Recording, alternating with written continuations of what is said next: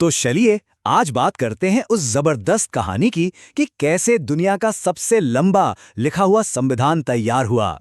ये कहानी है भारत के संविधान के बनने की।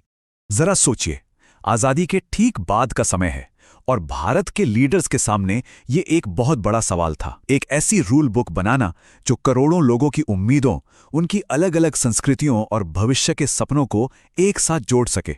वाकई में एक बहुत बड़ी चुनौती थी। तो ये सब शुरू कहाँ से हुआ? देखिए, अपने देश का संविधान खुद लिखने का आइडिया कोई रातों रात नहीं आया था। ये तो एक बहुत पुराना, बहुत गहरा सपना था जो सालों से देखा जा रहा था। ये जो मांग थी ना, ये धीरे धीरे कई दशकों में पनपी। सबसे पहले 1928 में नेहरू रिपोर्ट में इसका एक ड्राफ्ट जैसा कुछ दिखा। फिर 1934 में एम.एन. रॉय ने एक प्रॉपर संविधान सभा बनाने का आइडिया दिया। और बस 1935 आते आते तो ये इंडियन नेशनल कांग्रेस की ऑफिशियल डिमांड बन गई। मतलब अब भारत पूरी तरह तैयार था कि वो अपनी किस्मत खुद लिखेगा। तो ठीक है, मांग तो रख दी गई, पर अब आता है कहानी का अगला और शायद सबसे मुश्किल हिस्सा। अब चुनौती सिर्फ मांगना नहीं थी, अब चुनौती थी ब्रिटिश हुकूमत को मनाना और उनके जो काउंटर ऑफर्स थे उनके जाल से बाहर निकलना। अंग्रेजों ने भी अपनी तरफ से कुछ प्रस्ताव रखे। आपने सुना होगा ऑगस्ट ऑफर के बारे में 1940 में, फिर 1942 में क्रिप्स मिशन आया। लेकिन हमारे लीडर्स ने इन सब को एक सिरे से खारिज कर दिया। अब सवाल उठता है, खारिज क्यों किया? इसकी एक बहुत बड़ी वजह थी, एक शब्द, डोमिनियन स्टेटस। सुनने में बड़ा भारी लगता है, पर इसका मतलब सीधा सा था कि हाँ, आप अपना शासन चलाओ लेकिन रहोगे ब्रिटिश एम्पायर का ही हिस्सा। मतलब आज़ादी पर पूरी नहीं। और यही बात किसी को मंजूर नहीं थी। और इस पर जवाहरलाल नेहरू का वो मशहूर बयान है जिसने सारी बहस ही खत्म कर दी।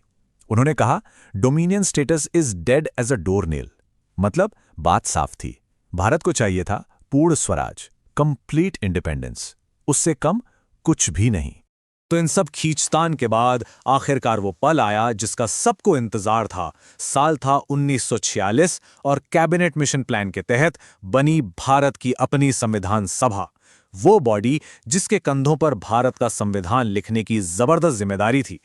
और ये कोई छोटी मोटी सभा नहीं थी। सोचिए जरा, इसमें 389 सदस्य थे, 296 ब्रिटिश इंडिया से और 93 जो रियासतें थीं वहां से। मतलब 389 अलग अलग सोच, अलग अलग विचार जो मिलकर एक आवाज बनने वाले थे।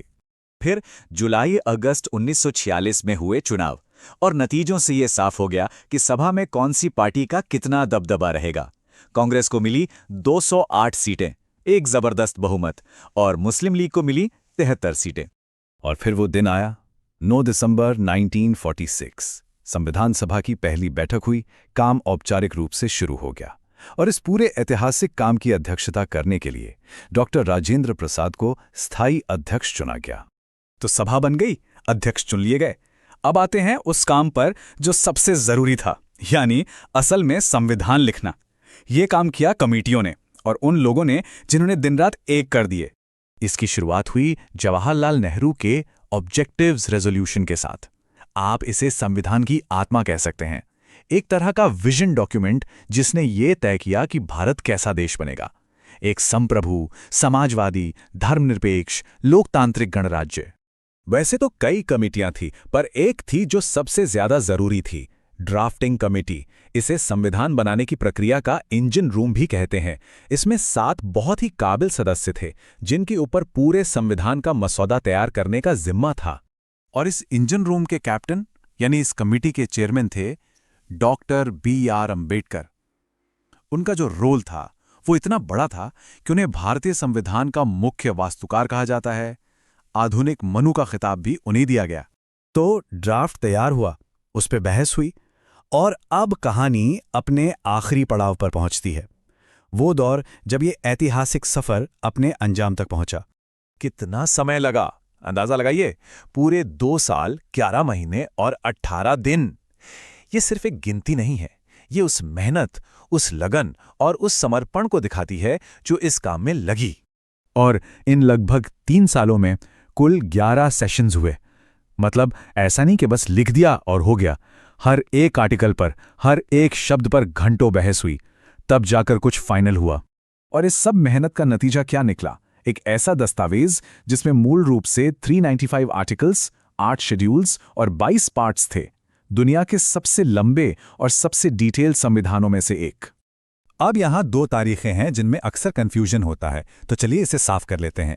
26 नवंबर 1949 ये वो दिन है जब संविधान को अडॉप्ट किया गया, मतलब अपना लिया गया।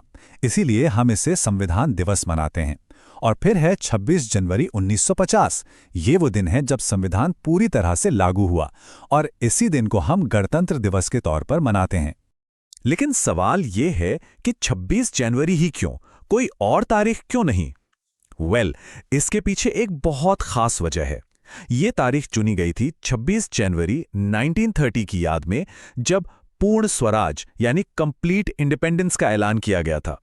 तो ये सिर्फ एक तारीख नहीं, बल्कि हमारे स्वतंत्रता संग्राम को एक सलाम है। तो ये थी कहानी हमारे संविधान के बनने की, एक ऐसा दस्तावेज जिसे अतीत के तजुर्बों से गढ़ा गया ताकि भविष्य को संवारा जा सके। और सोचने वाली बात यह है कि आज भी ये किताब करोड़ों भारतीयों की जिंदगी को कैसे रास्ता दिखा रही है।